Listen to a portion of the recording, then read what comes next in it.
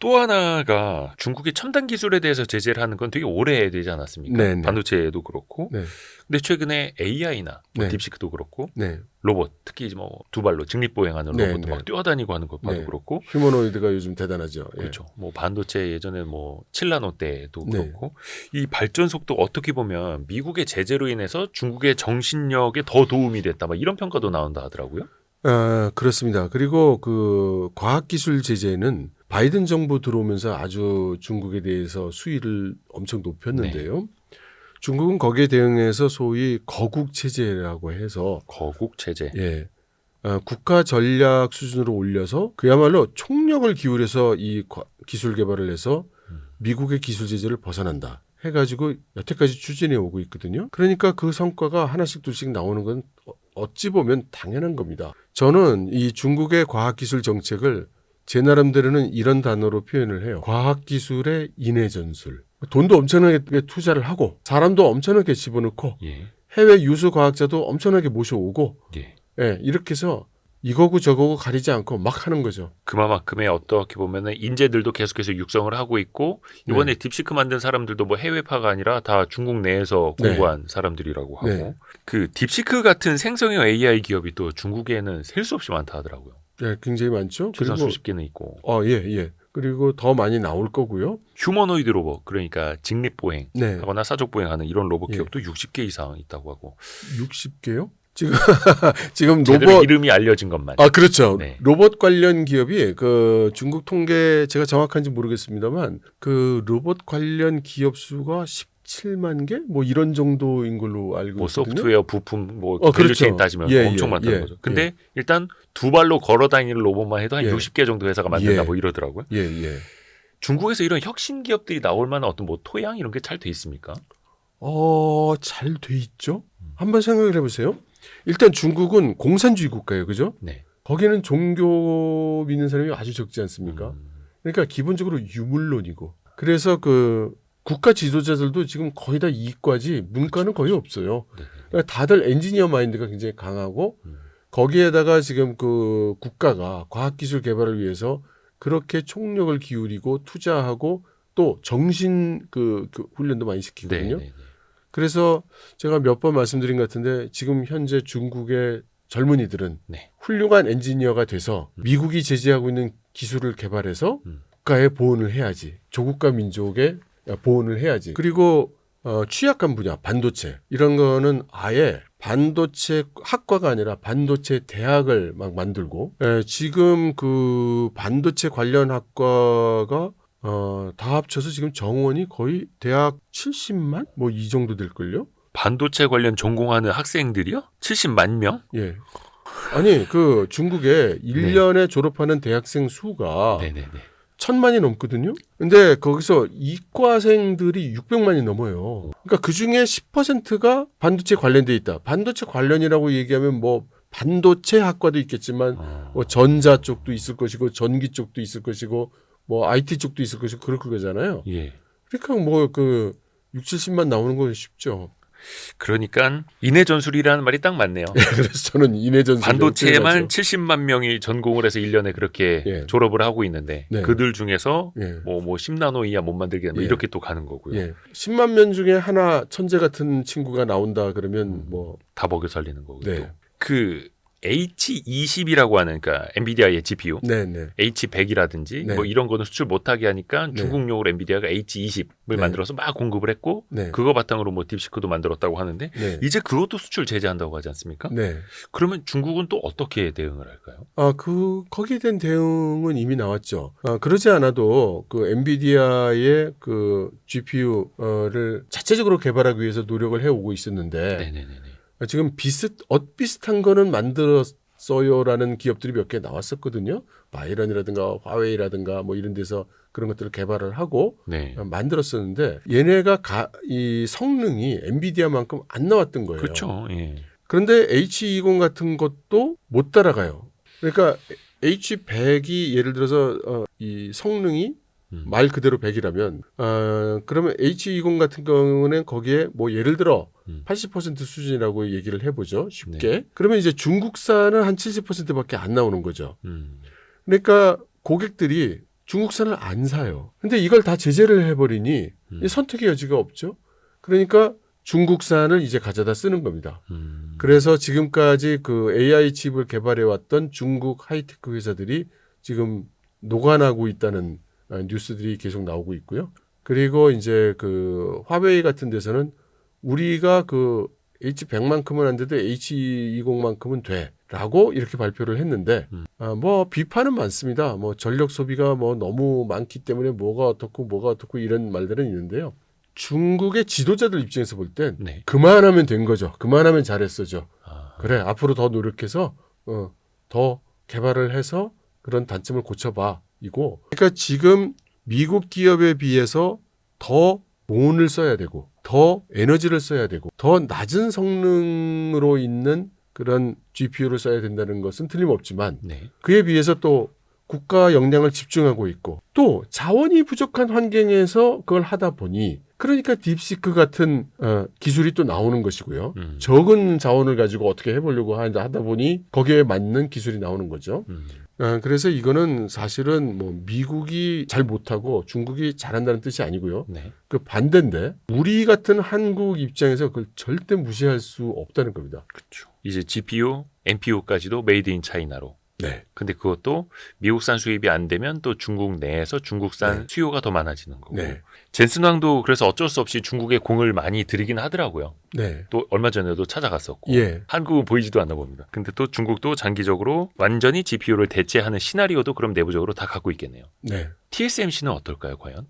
이 대만의 TSMC는 굉장히 또 상징적인 존재이기도 한데 회사로서의 TSMC는 중국과의 관계는 어떤 편일까요? 아마 네. 우리 시청자분들 입장에서는 네.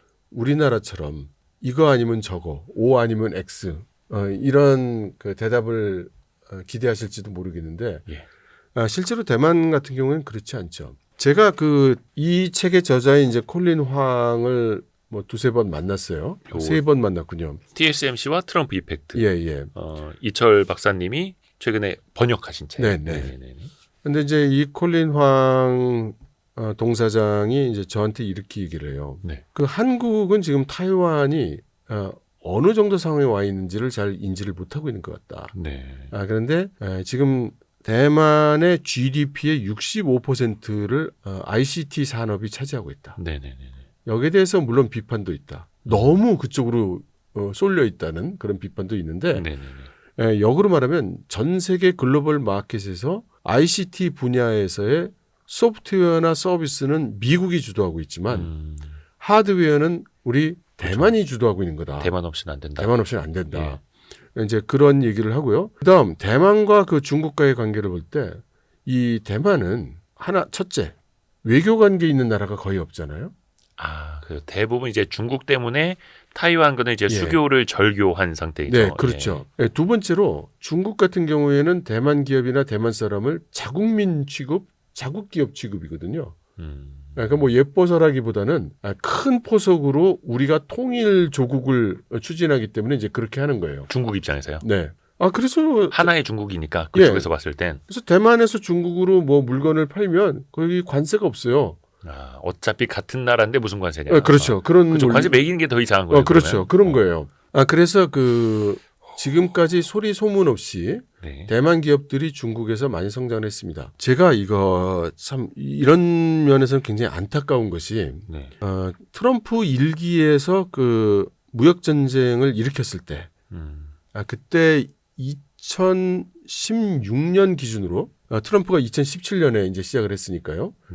2016년 기준으로 중국에서 미국으로 수출을 제일 많이 하는 기업 탑 20.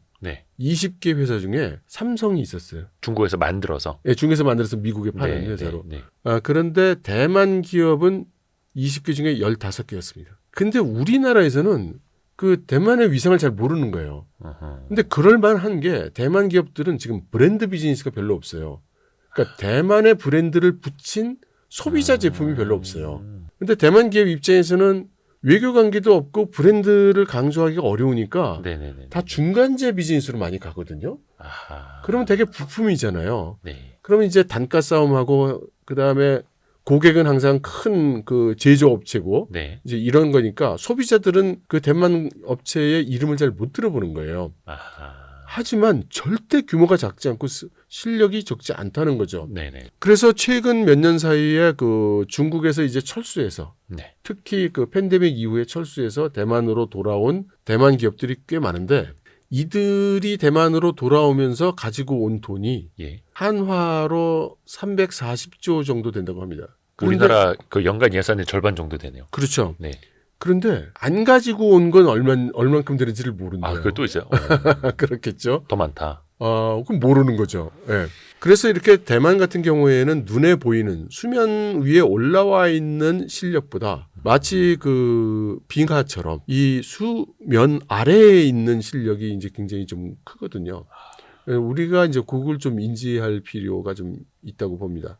또 대만 기업들 입장에서는 굳이 중국과 껄끄러운 관계를 가질 이유도 없는 거고 그렇죠. 소리 소문 없이. 정치적으로 좀 민감한 것이지 경제적으로는 그냥 다 왕래하고 그럼요. 많이 팔수록 좋은 거고요. 예. 실제로 제가 그 중국에서 영업하던 시절 예. 외국 기업은 뭐 그 기회가 안 주어지는 경우가 왕왕 있었어요. 그때 삼성 SDS의 중국 법인장 예, 하셨을 때. 예. 뭐 법인장은 맨 마지막에 된 거고요. 예, 처음에는 이제 거기 말하자면 영업부터. 지사장으로 갔었는데 예. 그럴 때 이제 그 대만 기업이 나타납니다. 그러면서 이제 중국 관청에 가가지고 예. 우리가 남이가 이러는 거예요. 그 옛날에는 예. 예, 중국 정부의 이런 입찰 같은 데 가면 7개 업체가 입찰에 참여해서 8번째 업체가 낙찰받는 경우도 많이 있었거든요. 그래서 네. 예, 그래서 입찰 자격에 뭐 외국 업체는 안 된다고 딱 써 있으면 예, 우린 이제 갈 생각을 못 합니다. 특히 그쵸. 대기업 같은 경우는. 이제 대만 기업은 가는 거예요. 가가지고 들이밀어요. 그러면 그 대만 기업 안 된다 그러면 우리가 중국 아니구나. 당신 지금 이상한데? 대만은 중국 아니라고 한 거지. 아니 그런 뜻이 아니고. 그리고 공무원이 그냥 화들짝 놀라요. 아니 그건 아니고. 그렇죠. 대만 우리나라지. 그럼. 그럼 받아줘야지. 뭐 이런 논리로 철저하게 비즈니스네요. 예. 비즈니스를 뚫기 위해서는. 네, 그렇습니다. 이게 또 하나 궁금해지는 게 근데 이제 우리 입장에서 봤을 때는 중국이 언젠가는 타이완을 정복할 수도 있고 네. 무력 침공할 수도 있는 나라에 조금 위태하게 보는데 네. 미국 반도체를 만드는 TSMC가 있기에 대만이 현재 안전한 걸지 아니면 TSMC가 있어서 대만이 더 위험한 것일지 네. 좀 어떻게 보세요? 과거에는 TSMC가 있기 때문에 대만을 그렇게 미국이나 다른 나라에서 신경도 써주고 보호해주고 서포트해준다라는 인식이 커서 대만 내에서도 이제 TSMC를 소위 호국 신산, 나라를 지켜주는 신령스러운 산이다. 이런 표현을 많이 했는데요. TSMC가 만약에 공격받으면 미국 반도체 공급망이 다 끊겨버리니. 그렇죠. 예. 근데 최근에 와서 이거 역시 이 책을 쓴 저자인 그 콜린 황의 한 얘기입니다. 네. TSMC가 인식이 좀 달라졌다고 그래요. 그래서 지금 TSMC는 두 가지 큰 전략적 인식을 가지고 있는데 하나는 전 세계 최첨단 반도체를 단 하나의 기업이 제공한다는 거. 단 하나의 기업만이 제공할 실력이 있다는 거. 이건 좀 위험하다. 그렇죠. 누가 봐도. 네, 이건 위험하다.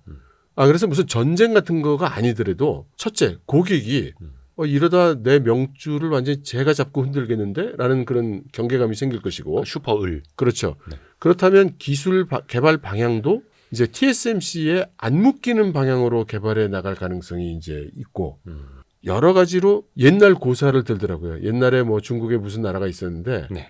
뭐 천하의 보물이 그 나라에 있었대요. 어. 근데 그 나라가 좀 작은 나라였답니다.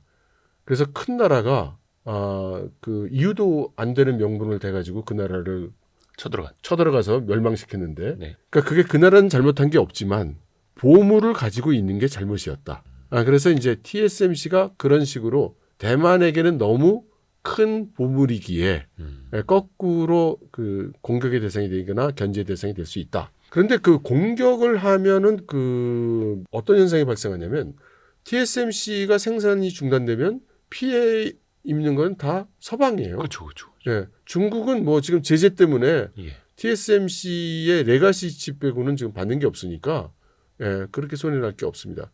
그래서 TSMC는 여러 가지 의미로 경쟁자를 키워야 되겠다는 생각을 하고 있다고 합니다. TSMC가 경쟁자를 키운다고요? 예, 이거 우리 혼자만 먹고 있으면 안 돼. 이거 2등, 3등이 좀 나와줘야 되겠어. 삼성전자랑 격차는 더 벌어지고 있잖아요. 그 시장 점유율에서. 아, 그래서 파운드리. 요즘 TSMC 내부 최고 경영진들의 내부 분위기는 그렇다고 그래요.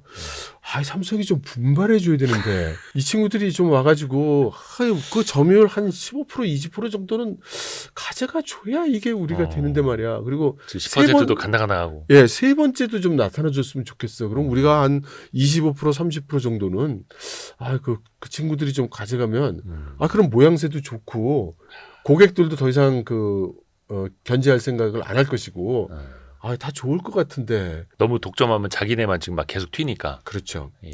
근데 우리나라 대기업들은 그런 생각 안 할 거예요. 예, 우리가 이제 그 독점력을 갖게 되면 으하하하 이거 봐라 이놈들아 이럴 것 같은데 이 대만이라는 그 외교 관계가 없는 외국에 나가면 핍박받고 보호받지 못하는 국가의 최첨단 기업으로서 겪는 그런 어찌 보면 유일무이한 그런 고려라고도 할 수 있을 것 같습니다. 그래서일까요? 계속해서 이제 공장을 지금 다변화하고 있잖아요. 일본에도 투자하고 미국에 투자 더 확대한다고 하고 그것도 그 일환이라고 보면 돼요. 예. 처음에는 예를 들어 구마모토 공장 같은 경우에 처음에는 35나미 공장 만든다고 그랬었어요. 그러니까 일본에 예. 완전히 레거시 그렇습니다. 같은 반도체. 예, 그렇습니다. 그런데 그게 점점 더 첨단 공정으로 지금 바뀌고 있죠. 아리조나 공장도 마찬가지고요. 그러니까 TSMC의 전략적 사고, 전략적 인지가 지금 바뀌고 있다. 그러니까 TSMC가 어떻게 보면 이거는 경제적으로 너무 독점을 하고 있으면 다른 제재가 올 수도 있고 그 기업들이 또 고객사가 변심할 수도 있고 하니 그걸 이제 리스크를 분산시켜 놓는 차원으로. 근데 또 어떻게 보면은 아까 뭐 호국 선산, 호국 선산입니다. 호국 선산처럼 이제 TSMC가 대만을 지켜주는 그런 산 같은 존재였는데, 근데 또 반대로 해외 공장을 더 확대하고 있으면 대만은 어떻게 보면은 TSMC 때문에 우리가 안전한 건데 이런 인식은 좀 떨어질 수 있는 거잖아요. 그렇지는 않은 것 같아요. 일단 대만 정부가 소위 그 N+1이라는 그 정책을 법제화를 했어요. N+1 정책이요? 그러니까 그게 뭐냐면 TSMC의 최첨단 공정과 그 연구 개발 조직은 대만 안에 있어야 된다. 그러니까 대만 바깥으로 나가는 건 그것보다 한 세대, 두 세대 좀 뒤처진 그런 공정만 나가야 된다. 이렇게 얘기를 하고요. 지금 TSMC가 지금 대만 내에서는 지금 1.6나노 뭐 이런 그 공정을 건설하고 있으니까 2나노 그 밑에까지요. 예. 그러니까 뭐 3나노, 5나노는 여유 있게 해외로 건설할 수 있는데 그 3나미, 5나미를 할 수 있는데도 지금 아무 데도 없잖아요. 사실 그것만 해도 엄청난 거죠. 예. 게다가 지금 새로 개발하고 있는 그 1나미대 공정의 수율이 지금 3나미대 공정 수율보다 더 좋다고 하니 그런 얘기가 있거든요. 그러니까 보도를 따지면은 이제 3나노도 그렇고 2나노까지도 수율 잘 나오고 있다. 뭐 이런 이야기 나오고. 네. 대단합니다. 근데 이게 어떻게 보면은 과거에는 애리조나가 됐든 구마모토가 됐든 3나노 공장을 짓는다라고 하면 와 최첨단, 최선단 공정을 거기다 짓네라고 하는데 이제 그게 아니라 대만에서는 우리는 여기는 2나노도 해라고 하면 N+1 정책에는 부합이 되는 거네요. 그렇습니다. 그럼 이게 리스크가 분산되는 건지 아니면 뭐 더 헷갈리는데요. 예. 그 타이완 입장에서 보면은 그래도 저렇게 중요한 공장들이 다 빠져나가고 있다 이렇게 느끼지 않을까? 예를 들어서 우리도 삼성이 국내에다 투자는 잘 안 하고 미국에다 투자 더 많이 한다 이러면 약간 좀 그렇지 않을걸요. 지금 제가 이 말씀드린 대로 이 대만 쪽 사실 그 대만 쪽을 지금 조사를 하고 있어서 자주 대만을 가고 있습니다. 근데 TSMC의 정보 얻기가 너무너무 힘들더라고요. 거의 뭐 철옹성이에요. 아무튼 TSMC의 이 반도체 파운더리 하나를 가지고 종업원이 7만 명이에요. 지금 대만 내에. 그리고 우리에게도 익숙한 그 ASML이 있지 않습니까? ASML이 그 EUV, DUV 해가지고 그 광각 설비를 뭐 그렇죠. 노광 장비들. 네, 노광 장비를 뭐 3천억 원 한다는 네, 그런 걸 만들잖아요. 그 ASML이 그 대만의 유지 보수를 위해서 현지 법인을 가지고 있어요. 네. 그 현지 법인 종업원이 10,000명이에요. 대만에 가 있는 예. 네덜란드 직원들이요. 네덜란드 국적은 아니죠. 그런데 ASML이 대만에 그 AS 파견해 놓은, 예. 보내놓은 서비스를 위해서 세운 현지 법인의 종업원이 10,000명이라는 겁니다. 그래서 지금 대만 같은 경우에는 사람이 없어요. 대만이 2,200만 명밖에 안 되는 그쵸, 인구에 예, 우리 절반도 안 되고. 예. 그런데 그 중에 그 반도체 기술 관련된 인력이 있어야 얼마나 있겠어요. 대학도 그렇게 많지 않은데. 네네네. 그야말로 휩쓸어 가는 거죠. 그래도 모자른 거예요. 그래서 TSMC 내부 사정으로 봐도 대만에 자꾸 만들 수가 없어요. 게다가 반도체 공정이 네. 엄청난 양의 용수와 전력을 소비하는데 이거를 또 대기가 굉장히 어려워요. 전력 문제는 특히 심각하고요. 지금 삼성이 수원에 만들고 있는 무슨 그 세로 반도체 단지 만든다고 하는데도 예.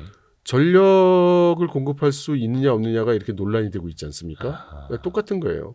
그러니까 어떻게 보면 대만이라는 작은 나라 안에서 구할 수 있는 전력, 용수도 인재까지 네. 한계가 있을 수밖에 그렇습니다. 없으니 어쩔 수 없이 사업이 더 확장이 되면 또 해외로 나가야 되는 그렇습니다. 거고요. 그래서 그 마이크론도 그렇고 삼성도 그렇고 TSMC도 그렇고 미국에 공장 만들 때 그 텍사스에 만드는 이유가 네.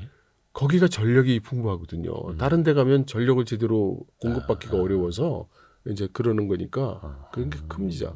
그러니까 어떻게 보면은 필요에 의해서 또 리스크도 분산을 하고 네. 또 대만은 너무 좁고 네. 이게 다 맞아 떨어지는 거예요. 네. 그렇게 해서 TSMC 또 해외로 더 나가고 예. 있는 거고. 어찌 보면 대만 섬에 있기에는 TSMC가 너무 커져버린지도 모르겠습니다. Tariff.